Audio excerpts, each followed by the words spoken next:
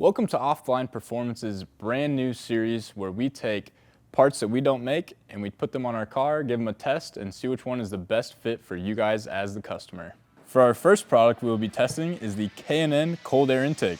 Let's get to the install. Let's get this thing cracked open and see what we have inside.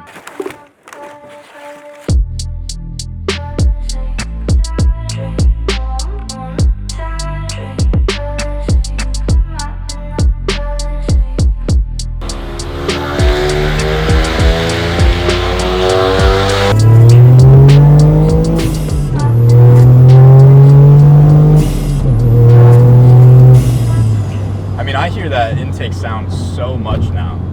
Now that we have it all unboxed, let's go ahead and go over why we went with the K&N intake. So if you guys have seen our previous video on the red GR Corolla that we have, we put the eVenturi intake on. Now, a lot of you guys may know the eVenturi intake costs around $1,650, I believe. While it does look amazing and it does have its strengths, the K&N intake is only $450 shipped. And that's kind of why we went with it. It should give us very similar power. We are going to be putting it on the dyno today actually, but it should give us a similar power to having another aftermarket cold air intake, but it really just depends on what you guys want. This is the more affordable option, which will still give you some horsepower gains. Now the eVenturi one, while it will give you horsepower gains, it also does look amazing in the engine bay. So like I said, it depends on what you guys want as the customer, but we will be testing this out and making sure that it is suitable for your GR Corolla build. One of the first things that I noticed when unboxing the K&N intake is this insane direction pamphlet.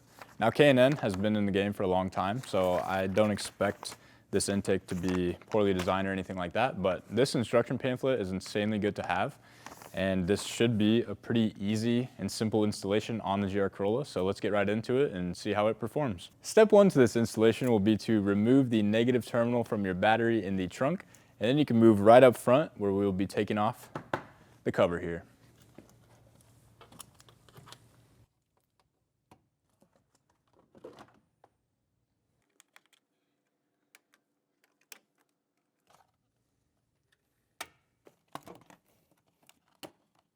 Now that you guys have all of the plastics removed that are unnecessary, we're gonna go ahead and start working on the actual intake itself. But that was just getting all the plastics out of the way so you can get to your workspace a little bit better. Another thing that I wanna note, you'll notice this snorkel here. This goes behind the bumper. It sits in there right about like that, if you guys can see that. It is fully functional with aftermarket intercoolers. I just want you to know that off the bat. So if you do have an aftermarket intercooler like the Offline Performance intercooler, this will work even though this does drop down and go below the bumper kind of deep, it will work. This part is where it gets a little bit more technical. It's still not difficult at all to do, but you will be dealing with the vacuum lines and things like that, so make sure you guys pay attention closely.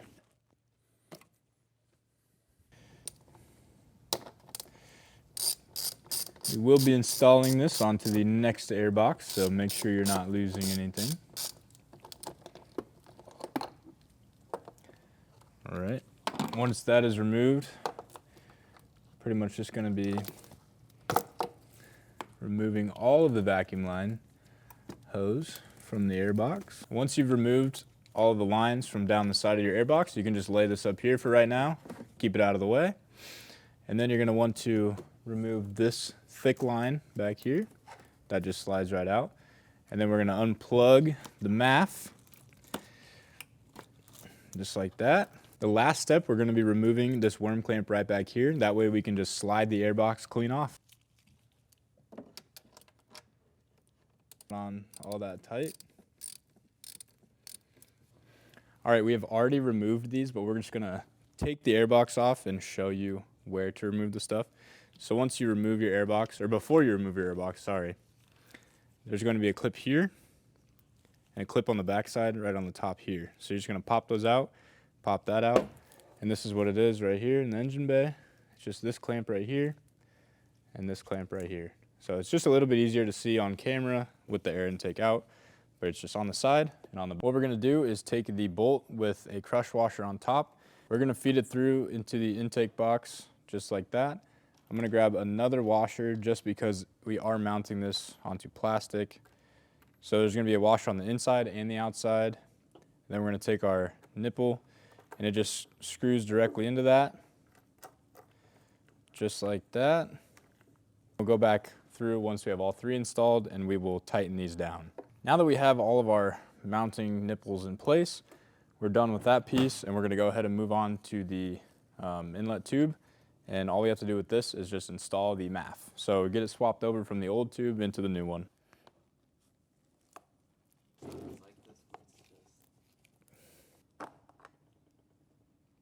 I'm just gonna install this exactly how I took it out. So facing that way, you can kind of see, I'll take this back out. You can kind of see the shape of it matches. So just match the shape and you really can't install it wrong. Then it uses these two tiny screws that came with our kit. There's no washer on this one, so just go ahead and screw these in. The next preparation that we need to do before installing the airbox is actually take our vacuum system here that we removed from the other airbox. We're gonna go ahead and remove it from this and we're going to install it onto our airbox. This longer hose comes back onto the turbo inlet and it comes to a T that you'll see here. You're gonna undo that hose from the T and you're gonna install the nipple that is included in your kit. So I'm gonna do that right now. All right, so we're gonna go ahead and just kind of work that off, pull it just like that. And now this piece is removed and you can take your nipple and you can just slide it right over that T that you took off right there. All right, and now that is installed and you're good to go, our next step will be to take this apart and install it onto our K&N airbox. All right, so where this is going to go is in this lonesome hole right here on this side. Your kit does come with a mounting bracket, and all it is just one of these L-shaped mounting brackets. And all you're gonna do is just use a washer and you're gonna install it just like that. And this will be going upside down. So it's gonna look something like that once it's on your airbox. All right, I will be using the flat washer on this side, and then running it through our L bracket, putting it in the hole, another flat washer on the back side, and then I'll be using this lock nut to fully secure it down and make sure that this thing does not go anywhere. We'll note that this lock washer or lock nut is actually a 10 mil, so you're good to go ahead and throw a 10 mil on real quick and get that tightened down. All right, now using your 8 mil and the original screw that you used to hold this in the first place, you're going to install it so the big black part is facing towards the mouth over here. I guess this is the inlet side right here. So this part, just like this, you're gonna orient it just like that, facing it towards the inlet. Okay, and it does not have to be super tight on there. Just make sure it's snug and that it doesn't move, but do not over tighten that. You don't want to break that bolt. This is what it should look like. See how the big black part faces the small inlet end. The next thing that we're going to install on our box is where the air filter will be going. So all this is just a donut looking piece right here. Goes through, 2 bolts here, and then you're all good to go. I will be putting a washer on this side as well as on the inside just to ensure that none of the plastic gets pulled through or anything like that. So it's always just best to use washers when dealing with plastic and bolts.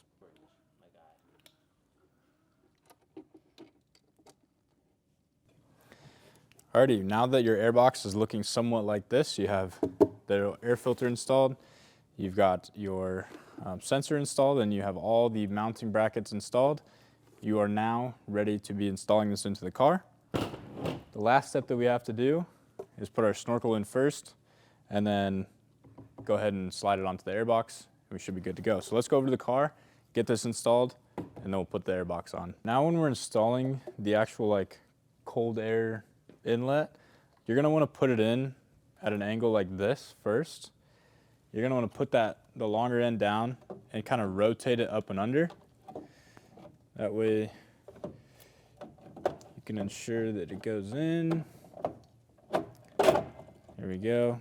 It is like a tighter fit, but it's honestly not too bad. You're not going to mess anything up when installing it. So now that that's sitting in there, we can go ahead and drop our airbox into the spot that it needs to go. As you guys can see, you guys know your shapes. So you're going to go ahead and just insert that in there, but that is the direction that it goes. So these 3 nipples line up with the OEM spots where the OEM airbox sits. So we're going to go ahead and slide that in. And if you line up one, you're more than likely able to get the others. There we go. All right, the airbox is now installed. And all we have to do now is put on the inlet pipe and throw some logos on and throw the filter on, and we're all good to go. So we were going to install our tube here when our fabricator walked over and took a peek down it, which I didn't even think to do, but there is something in there that is kind of unfortunate because the airflow is going to be basically interrupted by this flaw. And also the welds on this thing, there are just some like basically pinholes in between where they stopped, it looks like. Yeah, as you guys can see in the tube, they slipped this tube into the bigger one, but the inside is got a giant like lip on it. So your airflow is coming in this way, and it's going to be interrupted by this fat lip that's right here. It's going to get caught up, and then this is the backside. So that is unfortunate, but like I said, you're spending $450 versus the $1,600 with the Venturi intake, but the Venturi intake is carbon and it's all one piece, and there's no restrictions inside of the actual tube itself. So it is something to think about, but when you're spending cheaper, there are some negatives to it. So as you guys can see, this side is just a little bit bigger than this side. I don't know if it's going to pick up on camera, but your turbo inlet back here is just a little bit bigger than the actual outlet on the pipe. So it's going to be a little bit loose on the pipe, but it's going to be really tight on the turbo inlet. So I do recommend to install it on the turbo inlet first. That way when you slide your pipe in, it's just a little bit easier to handle. So we're going to go ahead and do that now.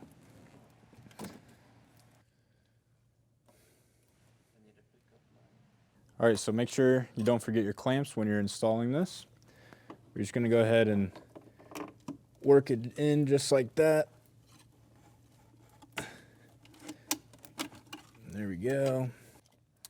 All right, once you get your tube in there, just go ahead and line your pipe up so it fully covers. All right, once your tube is in, all you're gonna have to go do is come through here and tighten all of your worm clamps down, and then plug in your MAF, and then we're gonna install this. Okay, now that your tube is installed here, you're just gonna go ahead and set your intake down in, slide it over this big flange right here, and tighten it down. That looks pretty good in there. Got that nice and tight.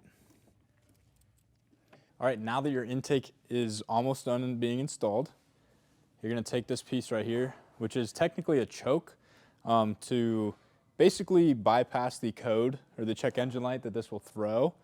So all you're gonna do is install this right back here, and the way the cut is, like the port, is gonna face the passenger side of the vehicle. So it's gonna go in there just like this, up and down. We're gonna go ahead and throw that on, and then the last thing we have to do is just tighten everything down and tidy it up, and then we're gonna throw this car on the dyno and test it out, make sure that everything is good. We're also gonna be testing it because, as you guys saw previously, it does have that lip inside right after the MAF. We're gonna see if that affects any horsepower differences over the stock airbox. And if so, we might have a solution coming in the future. Otherwise, you might just have to go with the more expensive Venturi intake, so you bypass all the problems that you could have with the K&N filter. But we're gonna see if everything works, and if it does, then this will be a great addition to your GR Corolla. It's a little bit hard to see just because it is under the cowl, but this pipe right here, you can just follow it. It comes across the top of your engine, it goes right down here. So this choke is gonna sit in there just like that. So all we're doing is we're taking this tube off right here, we're dropping this in and we're putting it right back on. So as you guys can see, this is what we took off right here, this hose. We're gonna take this and see if I can show you well, but there's this port right here. All this is gonna do is we're gonna take this, slide it down in, just like that. So it's gonna sit right in that port right there. And make sure that that slit is facing the passenger side of the car. Once that's installed in there, all you're gonna do is reinstall the whole hose, and then you're gonna take that clamp and just put it right back where it was.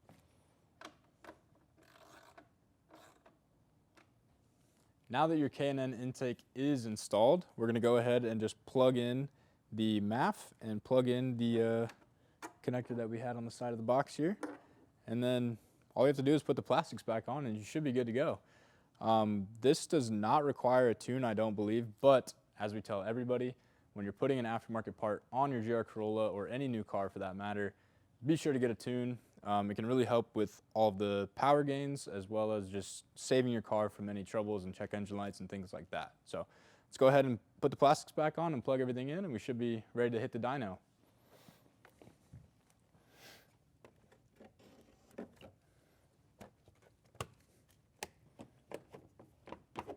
Your K&N filter is now installed.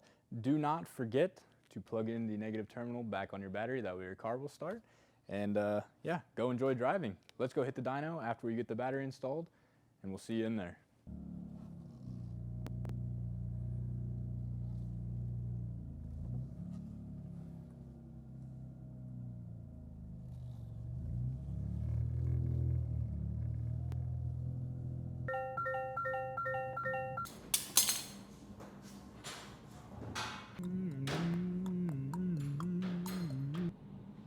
All right, we are now in our in-house dyno with the GR Corolla. We will be doing some polls, seeing what kind of numbers we can get. This car is modified already. It has the OTL intercooler, the downpipe, the catback, and the intercooler piping. So our numbers will vary from yours with just an intake. But we will be able to see the comparison from the stock airbox map to the K&N intake, because we do have the car previously tuned and dynoed on the stock intake with all the current mods that are on it. My guess is that we will see a slight increase, but I'm not sure if it will amount to an insane horsepower jump. It might be 10 horsepower. That would be pretty cool if it was for a $400 modification to your car. I'd say 10 horsepower would be a pretty reasonable gain, and it should do something. You know, we'll see. It is very cold outside. The cold air that will be blowing through here is about 10 degrees, 20 degrees, something like that. It's pretty cold today, so we will be getting some cold intake air temps, and our intercooler will also help keep those air temperatures down. So the car should make pretty good power since it is chilly outside. So let's do some pulls and see what we can get.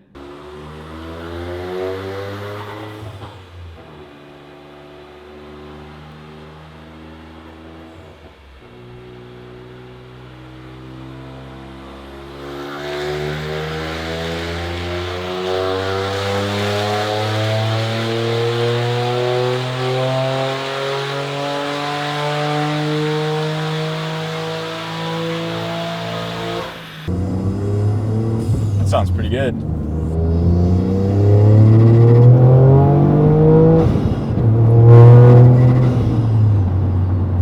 Sounds pretty good. So we just got the K&N intake on our GR Corolla, and we just took it off the dyno. To catch you guys up and bring you up to speed a little bit, we did make some changes with the inlet tube on the K&N intake. Last night, Eric, our fabricator, the one that is behind making all of our wonderful parts, he decided to take it upon himself to see if we cannot improve the K&N intake in-house. So what we did was, or I guess what Eric did was, he took a 3-inch tube and he made it fit the K&N intake a lot better than the K&N tube fits it. And also he got rid of this massive lip that is inside of the K&N tube, which is in the path of the airflow, so it is actually interrupting the airflow. And we wanted to put it on the dyno and just see, you know, does this gap that is on the K&N tube, does it have any effect on horsepower and flow? Come to find out, yes it does. Our tuner put it on the dyno, and when we switched them, our OTL intake tube made 5 more horsepower than the K&N tube. And that can be due to only one thing, and that is simply the less restricted airflow that the OTL, I'm going to call it the OTL tube, makes. So the K&N tube has this big restrictor that basically where they put these 2 different size pipes together, they welded them, and then it overhangs, so it interrupted the airflow. The off-the-line one that Eric made, it is smooth all the way. It doesn't have any sort of interruptions in the airflow. So that is why it does make a little bit more horsepower. Now, the K&N intake itself is, honestly, it's pretty good. I like it. The design of it is really nice. The snorkel that goes down below the bumper and it is very wide to get that nice cold air, that looks really good as well. And the fact that it is an open airbox, you get a lot more intake noises, which is pretty cool in my opinion. It makes the car sound a little bit more fun, if that makes sense. I enjoyed a lot. The only downside was that tube, but we did address it, and I believe we're going to start selling them as long as, you know, it is something that you guys would purchase. We are going to be putting out, this video might already be out, but I'm going to put out a feeler in some of the Facebook groups and get you guys' feedback, see what you think. But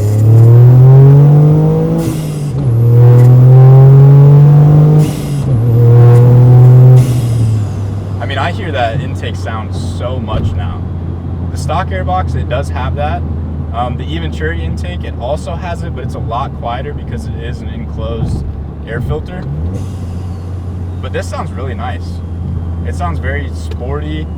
It makes all the right noises. Now this car does have more modifications besides the K&N intake, obviously. It has the OTL downpipe, OTL catback, as well as the intercooler and intercooler piping.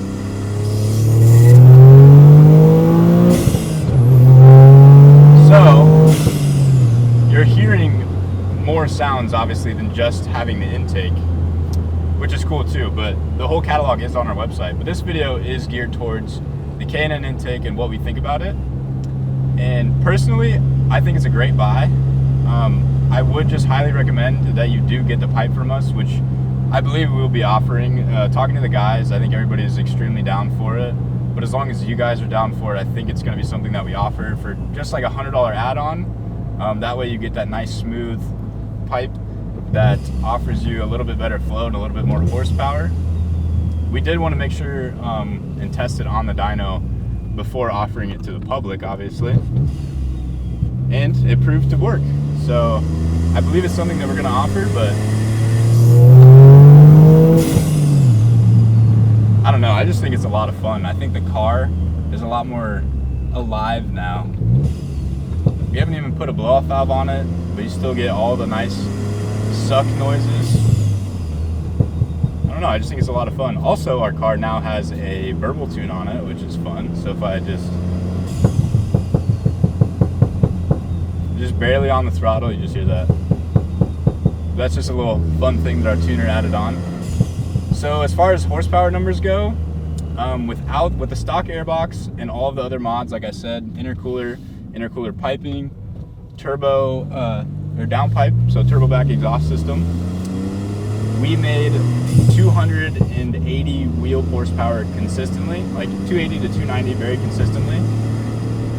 With the K&N intake, we got up to like 298, 299, and then once we swapped from the K&N tube that comes with it, that has the air restriction in it, to the off-the-line tube, we picked up 5 horsepower, so we're looking at 305 wheel horsepower.